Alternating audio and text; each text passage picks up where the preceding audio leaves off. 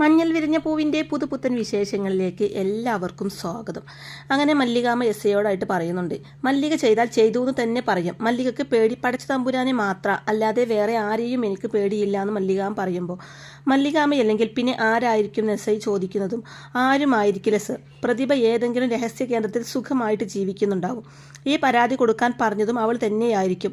നിങ്ങൾ പോലീസുകാർ ഞാൻ പറയുന്ന ആംഗിളിലൂടെ ഒന്ന് അന്വേഷിച്ചാൽ സാറേ അവളെ ജീവനോടെ കിട്ടുമെന്ന് പറയുന്നുണ്ട് മല്ലികാമ്മ.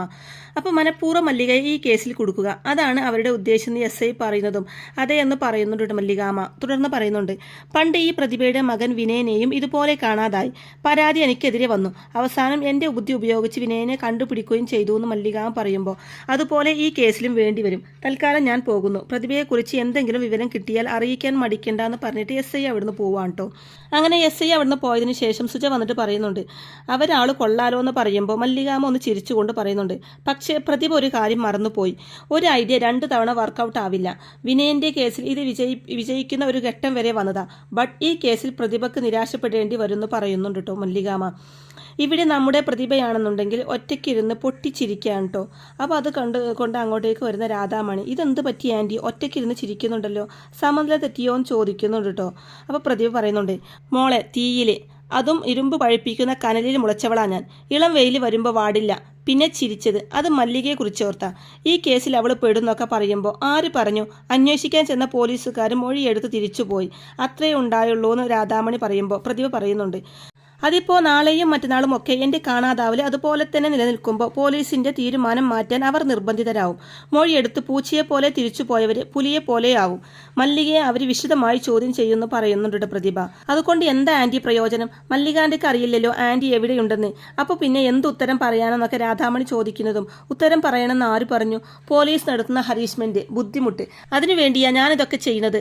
അവൾ സ്റ്റേഷൻ കയറി ഇറങ്ങി നടക്കട്ടെ കുറച്ച് ദിവസം എന്ന് പ്രതിഭ പറയുമ്പോൾ, ഇതൊരു തരം മാനസിക രോഗമാണെന്ന് രാധാമണി പറയുന്നതും, അതേടി മാനസിക രോഗം തന്നെയാണ്. അതുകൊണ്ടാണല്ലോ ഏതോ പട്ടിക്കാട്ടിൽ എങ്ങനെയോ ജീവിച്ചിരുന്ന നിങ്ങളെ പിടിച്ചുകൊണ്ട് ഞാൻ ഇതുപോലൊരു ബംഗ്ലാവിൽ താമസിപ്പിച്ചിരിക്കുന്നത്. എൻ്റെ സഹായമില്ലായിരുന്നെങ്കിൽ നിനക്ക് ഇതുപോലത്തെ ഒരു വീടിന്റെ പടി കയറാൻ പറ്റുമായിരുന്നോ?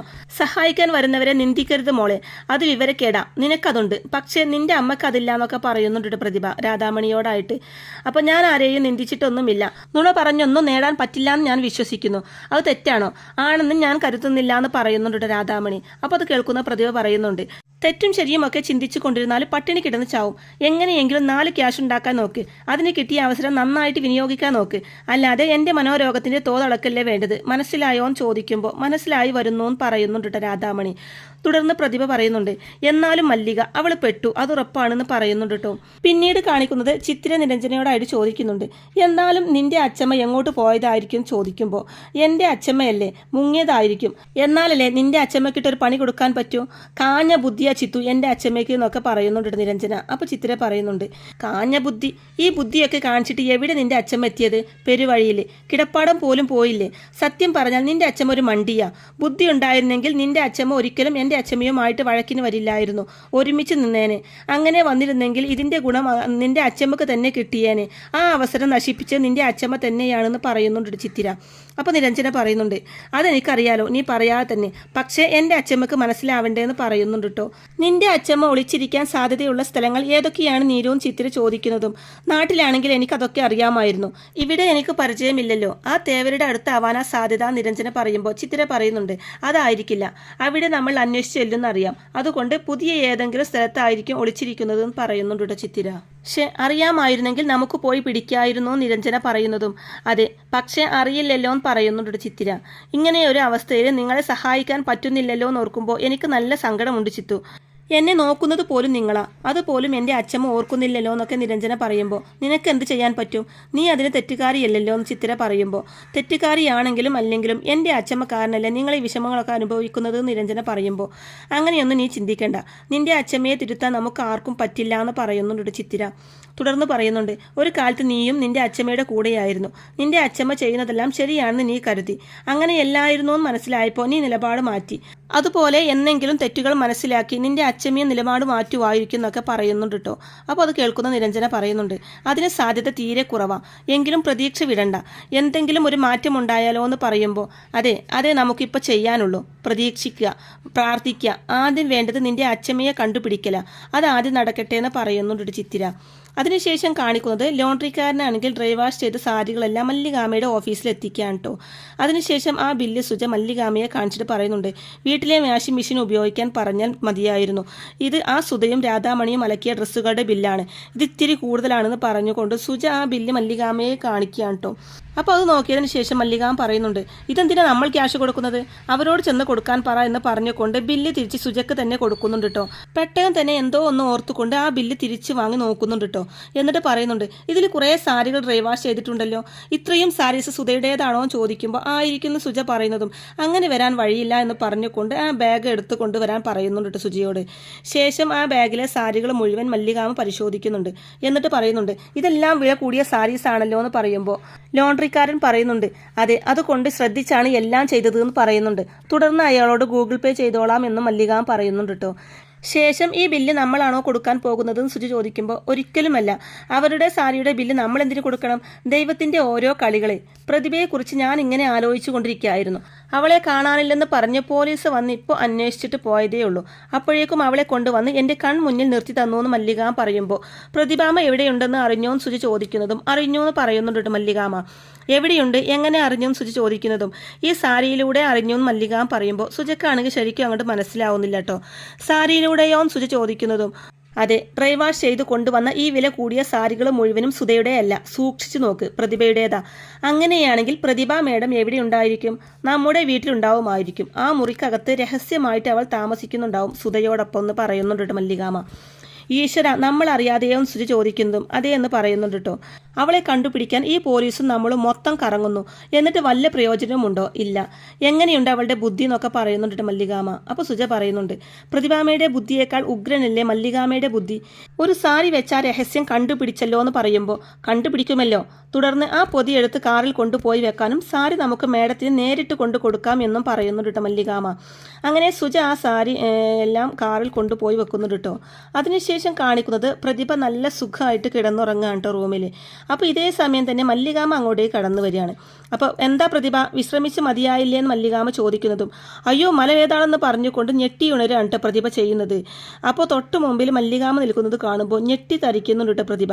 തുടർന്ന് നീ എങ്ങനെ ഇതിനകത്ത് വന്നു എന്ന് പ്രതിഭ ചോദിക്കുമ്പോൾ ഈ ചോദ്യം ഞാൻ അങ്ങോട്ടല്ലേ ചോദിക്കേണ്ടത്, എൻ്റെ അനുവാദമില്ലാതെ നീ എങ്ങനെ ഇതിനകത്ത് കയറിയെന്ന് മല്ലികാമ ചോദിക്കുമ്പോൾ എനിക്ക് വരാൻ തോന്നി, ഞാൻ വന്നു എന്ന് പറയുന്നുണ്ട് കേട്ടോ പ്രതിഭ. എൻ്റെ ആങ്ങളയുടെ വീടല്ലേ ഇത് എന്ന് പ്രതിഭ പറയുമ്പോൾ അയ്യോ ആങ്ങളയുടെ വീടോ, എന്നു മുതലേ അങ്ങനെയായതെന്ന് മല്ലികാമ ചോദിക്കുമ്പോൾ പ്രതാപ് എൻ്റെ സഹോദരനാ, നീ പ്രതാപിൻ്റെ ഭാര്യയാവുമ്പോൾ ഇത് നിന്റെ വീടാണെങ്കിലും പ്രതാപിൻ്റെയും കൂടെയാണല്ലോ എന്ന് പ്രതിഭ പറയുന്നതും വേഗം തന്നെ ഇവിടെ നിന്ന് ഇറങ്ങാൻ നോക്ക്, നിന്നെ കാണാനില്ലെന്ന് പറഞ്ഞ് ആ സുധ പരാതി കൊടുത്തേക്കാണ്, ആ പരാതി ചെന്ന് പിൻവലിക്കാൻ പറ എന്നൊക്കെ മല്ലികാമ പറയുമ്പോൾ ഇന്ന് തന്നെ ഇറങ്ങണമെന്ന് പ്രതിഭ ചോദിക്കുമ്പോൾ ഇറങ്ങണം എന്ന് പറയുന്നുണ്ട് മല്ലികാമ. പോകാൻ വേറെ സ്ഥലമില്ലാന്ന് പ്രതിഭ ദയനീയതയോടെ പറയുമ്പോൾ അതെനിക്കറിയണ്ടെന്ന് പറയുന്നുണ്ട് മല്ലികാമ. തുടർന്ന് ഞാൻ ഈ വീട്ടിലെ ഏതെങ്കിലും ഒരു മൂലയിൽ കഴിഞ്ഞോളാം, ചായ്പാണെങ്കിലും മതിയെന്നൊക്കെ പ്രതിഭ പറയുമ്പോൾ പറ്റില്ലാന്ന് തീർത്ത് പറയുന്നുണ്ട് മല്ലികാമ.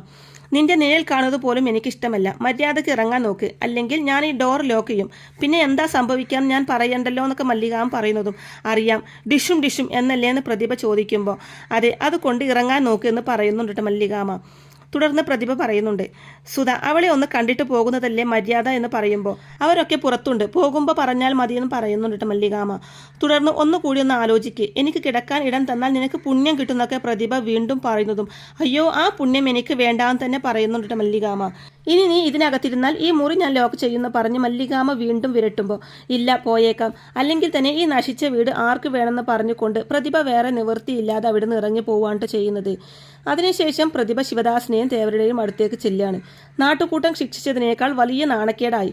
കാണാതായ പ്രതിഭയെ മല്ലിക വന്ന് പിടിച്ചിറക്കി വിട്ടു അല്ലേ പ്രതിഭാമയും തേവര് ചോദിക്കുമ്പോൾ പ്രതിഭയും അത് സമ്മതിച്ചുകൊണ്ട് അത് പറയണോ, എല്ലാവരുടെയും മുമ്പിൽ നാണം കെട്ടുപോയി, ആ ലോണ്ടറിക്കാരൻ ചതിച്ചതാണ്, അയാൾ ആ തുണിയും കൊണ്ട് മല്ലികയുടെ ഓഫീസിൽ പോയില്ലായിരുന്നെങ്കിൽ എനിക്കിപ്പോഴും അവിടെ തന്നെ താമസിക്കാമായിരുന്നു, ഇനി പറഞ്ഞിട്ട് കാര്യമൊന്നുമില്ല, വരാനുള്ളത് വന്നു, ഇനി അനുഭവിക്കുക എന്ന് പറയുന്നുണ്ട് പ്രതിഭ.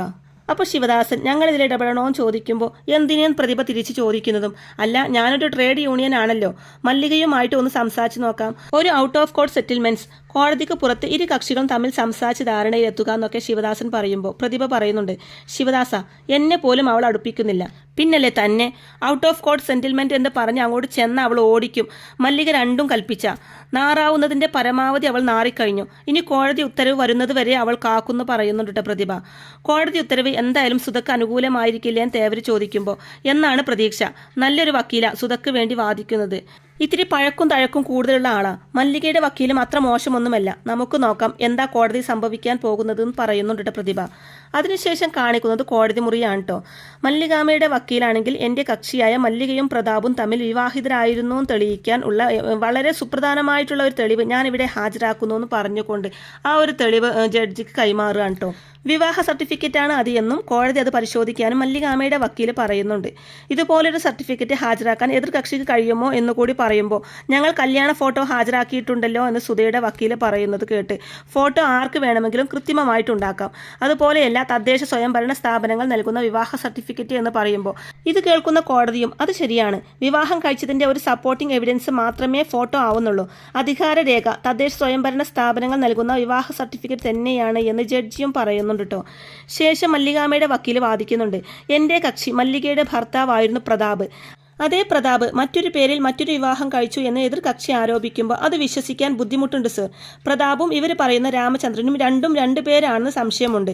അതുകൊണ്ട് തന്നെ എതിർ കക്ഷിയുടെ വാദം നിലനിൽക്കുന്നതല്ല. തമിഴ്നാട്ടിലോ മറ്റോ ജീവിച്ച രാമചന്ദ്രൻ എന്ന ആളെ പ്രതാപാക്കി മാറ്റി എൻ്റെ കക്ഷിയുടെ സ്വത്തുക്കൾ തട്ടിയെടുക്കാനുള്ള കുടില ബുദ്ധിയാണ് ഈ കേസിന്റെ പിന്നിൽ. ആയതിനാൽ ഈ കേസ് നിഷ്കരണം തള്ളിക്കളയണമെന്ന് താഴ്മയോടെ ഞാൻ അപേക്ഷിക്കുന്നു എന്ന് മല്ലികാമയുടെ വക്കീൽ കോടതി മുമ്പാകെ പറയുന്നതും സുധയുടെ വക്കീൽ വാദിക്കുന്നുണ്ട്. എൻ്റെ കക്ഷി സുധയുടെ ഭർത്താവായ രാമചന്ദ്രൻ ഒരു കാലത്ത് മല്ലികയുടെ ഒപ്പം ജീവിച്ചിട്ടുണ്ടാകാം. അവർ വിവാഹിതരായിരുന്നു എന്ന് വെച്ച് അയാൾക്ക് മറ്റൊരു സ്ത്രീയുമായി ബന്ധമുണ്ടായിക്കൂടാ എന്ന് പറയാൻ പറ്റില്ലല്ലോ. മല്ലികയുടെ ഭർത്താവ് പ്രതാപ് വെള്ളച്ചാട്ടത്തിൽ വീണ് മരിച്ചു എന്നാണ് അവർ വിശ്വസിക്കുന്നത്. അയാളുടെ മൃതദേഹം കണ്ടെത്തുകയോ അത് സംസ്കരിച്ചിട്ടുള്ളതായോ തെളിവുകളില്ല. മരിച്ചു എന്ന് ഇവർ വിശ്വസിക്കുന്ന പ്രതാപ് രാമചന്ദ്രനായി തമിഴ്നാട്ടിൽ ജീവിക്കാനുള്ള എല്ലാ സാധ്യതകളുമുണ്ട്. സാധ്യത എന്നല്ല സത്യം എന്നാണ് അതിനെ വിളിക്കേണ്ടത് എന്ന് സുധയുടെ ഭാഗം വക്കീൽ പറയുമ്പോൾ ഇതൊക്കെ വെറും വാക്കുകൊണ്ടുള്ള കൽപ്പിത കഥകളാണെന്നും വാദത്തിന് തെളിവുകളുടെ പിൻബലം ഉണ്ടാക്കാൻ എൻ്റെ സുഹൃത്തു കൂടിയായ വാദിവാദം വക്കീലിന് ഇതുവരെ കഴിയാത്തതിൽ കഷ്ടമുണ്ട് എന്നും മല്ലികാമയുടെ വക്കീൽ പരിഹാസ രൂപത്തിൽ പറയുന്നുണ്ട്. പക്ഷേ കോടതി ആവശ്യപ്പെട്ടാൽ ഇതിനുള്ള തെളിവുകൾ തരാൻ ഞങ്ങൾ തയ്യാറാണെന്ന് സുധയുടെ വക്കീൽ പറയുകയും ചെയ്യുന്നുണ്ട് കേട്ടോ കോടതിയിൽ. അങ്ങനെ കോടതി ഒരു തീരുമാനത്തിലെത്തുകയാണ്. രാമചന്ദ്രൻ തന്നെയാണ് പ്രതാപ് എന്ന വാദം നിലനിൽക്കണമെങ്കിൽ രണ്ടാളും ഒന്ന് തന്നെയാണ് എന്ന് തെളിയിക്കേണ്ട ആവശ്യമുണ്ട്. ആയതിനാൽ അത്തരത്തിലുള്ള തെളിവുകൾ ഹാജരാക്കാൻ വാദിഭാഗത്തിനോട് കോടതി ഉത്തരവിടുന്നു. തെളിവുകൾ ഹാജരാക്കാൻ പറ്റിയില്ലെങ്കിൽ പ്രതാപും രാമചന്ദ്രനും രണ്ടുപേരായിരുന്നു എന്ന് പ്രതിഭാഗത്തിന്റെ വാദം നിലനിൽക്കുന്നതാണ് എന്നും അറിയിക്കുന്നുണ്ട് ജഡ്ജി. കേസ് മറ്റൊരു തീയതിയിലേക്ക് മാറ്റുന്നു എന്നും അറിയിപ്പ് കൊടുക്കുകയാണ് കേട്ടോ ചെയ്യുന്നത്. അതിനുശേഷം പ്രതിഭ കേസ് നമുക്ക് എതിരാവുമോ എന്ന് വക്കീലിനോട് ചോദിക്കുമ്പോൾ അത് വിധി വരുമ്പോഴേ പറയാൻ പറ്റൂ, നമ്മളെ കൊണ്ട് ആവുന്ന വിധത്തിൽ ഈ കേസ് നമ്മൾ വാദിക്കും എന്ന് പറയുന്നുണ്ട് കേട്ടോ വക്കീല്. തുടർന്ന് സുധ ചോദിക്കുന്നുണ്ട്, പ്രതാപും രാമചന്ദ്രനും രണ്ടാണ് എന്നാണല്ലോ അവർ പറയുന്നത്, ആ വാദം നമുക്ക് എതിരാവാൻ സാധ്യതയുണ്ടോ എന്ന് ചോദിക്കുമ്പോൾ വക്കീല് പറയുന്നുണ്ട്, ഇങ്ങനെയൊരു എവിഡൻസ് വരാൻ സാധ്യതയുണ്ട് എന്ന് പണ്ടേ ഞാൻ സൂചിപ്പിച്ചതാണല്ലോ. ബുദ്ധിയുള്ള ഏത് വക്കീലും ഇങ്ങനെ പറയൂ, അത് നമ്മൾ ചെറുക്കേണ്ടി വരും, രണ്ടും ഒരാളാണെന്ന് സ്ഥാപിക്കേണ്ടി വരും. അതിന് പരമാവധി തെളിവുകൾ നമ്മൾ സംഘടിപ്പിക്കണം. ഫോട്ടോയാണ് കൂടുതലും വേണ്ടത്. ആ ചുമതല നിങ്ങൾ ഏറ്റെടുക്കണം എന്നൊക്കെ പ്രതിഭയോട് പ്രത്യേകം പറയുമ്പോൾ അത് ഞാൻ കൊണ്ടുവന്നോളാം, രണ്ടും ഒരാളാണെന്ന് തന്നെ സ്ഥാപിച്ചു എന്ന് വെക്കുക. അപ്പോൾ എന്തായിരിക്കും ആ കേസിന്റെ പരിണാമം? വിധി നമുക്ക് അനുകൂലമാവോ ഇല്ലയോ എന്ന് പ്രതിഭ ചോദിക്കുമ്പോൾ അനുകൂലമാകാനും ഇല്ലാതിരിക്കാനും സാധ്യതയുണ്ട് എന്ന് പറയുമ്പോൾ ഇത് ലോട്ടറി കച്ചവടക്കാർ പറയുന്നത് പോലെയുണ്ടല്ലോ എന്ന് പ്രതിഭ പറയുന്നത് കേട്ട് കാലാവസ്ഥക്കാരും ഏതാണ്ട് ഇതുപോലൊക്കെ തന്നെയാണ് പറയാറുള്ളത് എന്ന് മറുപടി കൊടുക്കുകയാണ് വക്കീൽ ചെയ്യുന്നത്. അപ്പോൾ ഇങ്ങനെയൊക്കെയുള്ള നല്ല അടിപൊളി ത്രില്ലിംഗ് ആയിട്ടുള്ള എപ്പിസോഡുകളൊക്കെ ആയിരിക്കും കേട്ടോ ഇനി വരാനിരിക്കുന്നത്. അപ്പോൾ ഈ റിവ്യൂ ഇഷ്ടമായിട്ടുണ്ടെങ്കിൽ വീഡിയോ ലൈക്ക് ചെയ്യാനും ചാനൽ കൂടി ഒന്ന് സബ്സ്ക്രൈബ് ചെയ്ത് സപ്പോർട്ട് ചെയ്യാനും മറക്കല്ലേ ഫ്രണ്ട്സ്. താങ്ക്